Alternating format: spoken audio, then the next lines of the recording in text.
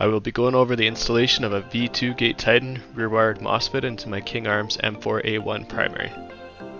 I'm going to assume that you know how to tear down your gun, and we'll start off with the gearbox already cleaned and open. In the Titan box you get a patch, the user guide, accessories including DINS connectors, motor connectors, mounting screws, and selector plate stickers. Of course, you get the rear-wired V2 gate Titan Mosfet.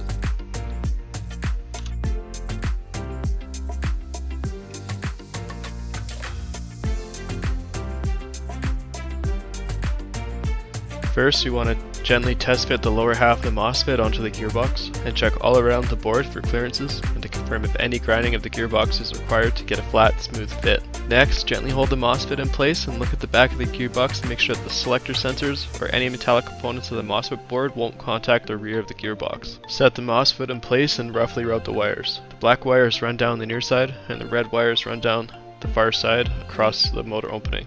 Use a wide head non-pointy screwdriver or similar tool to press the wires in and shape them. Mount the Mosfet into the gearbox. For this installation, the M2 screw worked for me. You can check the screw size by trial and error. Make sure you don't screw it down too tight or you can risk damaging the board. When you mount the Mosfet, make sure the insulation washer is placed so it's the component touching the Mosfet board. The metal washer should not contact the board. As you secure the Mosfet in place, make sure you have an even distance around the sector gear bearing or bushing. Flip the gearbox over and check to make sure the mounted screw does not project out past the face of the rear shell. If it does, you can grind the screw down or add another washer as a filler. Gently test fit the second half of the Mosfet onto the opposite gearbox shell face, confirm clearances and need for grinding.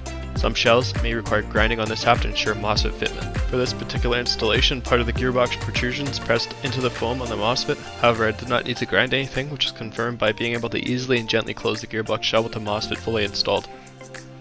The first time you close the gearbox shell, just make sure that it's just the Mosfet in both halves and gently close two halves with hand pressure only to see if there's a need to modify the gearbox shell. Have a look around all edges, the shell gently press close. If any large gaps show up or unevenness, then it may indicate you need to grind the gearbox shell for clearance. I'll also be installing a Gate Nova adjustable trigger with this build. First, test fit the trigger without the spring to ensure it has a free movement range. When you put the trigger in place, make sure to keep hold of it and avoid having it tilt or shift as you close the gearbox or manipulate the gearbox. If the trigger makes contact on the Mosfet or scratches any of the sensors or circuitry, it could damage the board.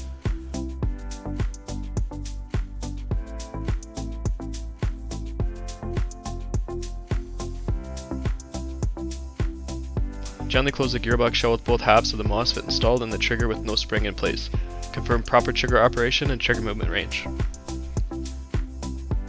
Open the shell up and install the sector gear by itself. Confirm clearance to the Mosfet shell before closing the gearbox with the sector gear in it.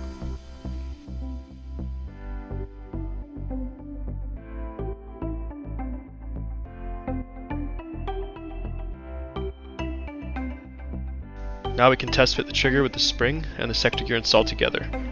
With the trigger in place, don't forget to keep hold of it to avoid having a shift or move while you're installing everything.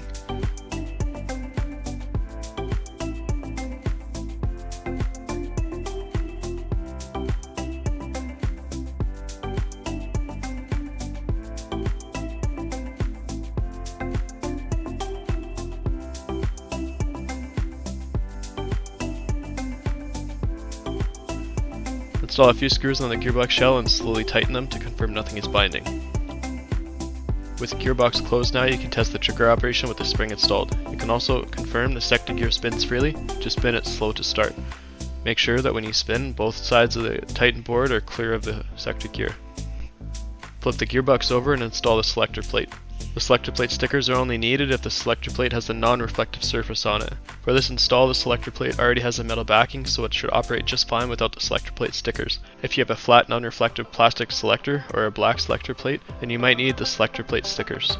I'm using the USB connection link to program the Gate Titan using my phone.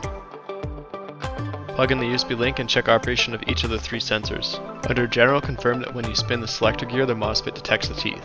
Under Trigger, ensure that the trigger sensor picks up your trigger pull and remember which sensors are detected on the trigger pull. For this installation, the adjustable trigger fit quite tight. The trigger actually only gets picked up on the first sensor. I also had to remove the adjustable screw to even get this range for this gearbox shell. Go to Selector and confirm the selector plate detection. As a caution, excess light cannot be entering into the sensors, otherwise the selector detection will not work.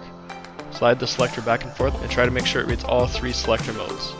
If you get an error, try covering the sensor area with your hand as you slide the selector plate.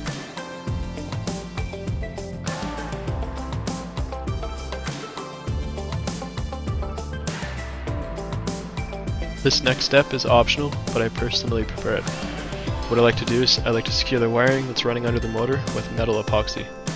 This gives me comfort in knowing I won't snag my wires during motor insertion or removal, and there will also be no risk of clipping the wire during normal motor operation.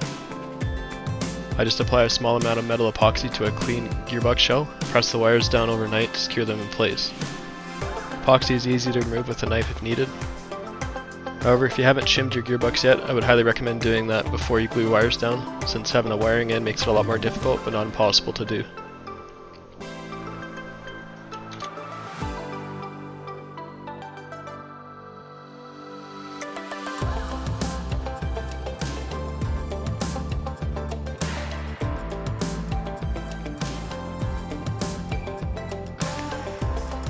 Next, just reassemble the shell and install into the receiver. I like to run through the same 3 sensor tests again, however this is mostly just to confirm the selector is reading the right setting when the gearbox is properly installed in the lower receiver, while the actual selector switch is being used to operate the plate.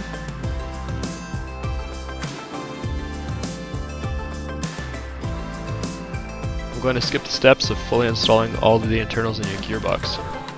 When you install the internals, you'll relube and reassemble everything and mount the gearbox shell into the receiver. As you're lubing or greasing your gears, you want to make sure not to put too much grease on any of the gears, especially the sector gear. Excess grease can cause error in the sector gear tooth detection, or excess grease can fly off and cover the board or sensor.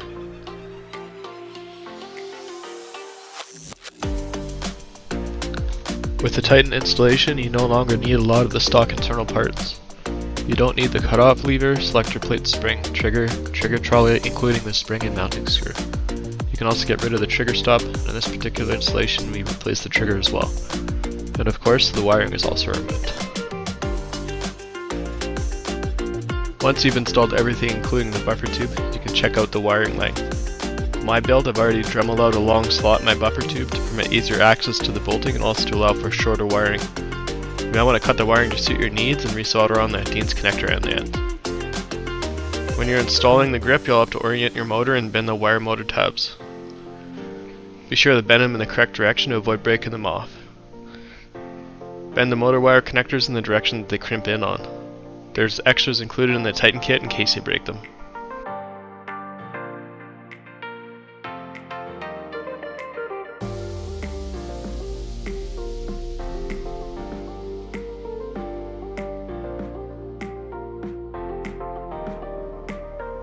With the motor installed, we can finally test fire. The 3 beeps initially are to indicate the Titan has detected a 3-cell battery.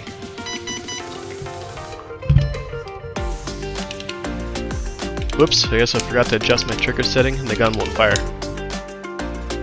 I have to first manually adjust the trigger setting to fire on the first sensor instead of the third, which is the default setting. After making the trigger adjustment setting, the gun fires perfectly in semi and 3-round bursts as I've programmed it.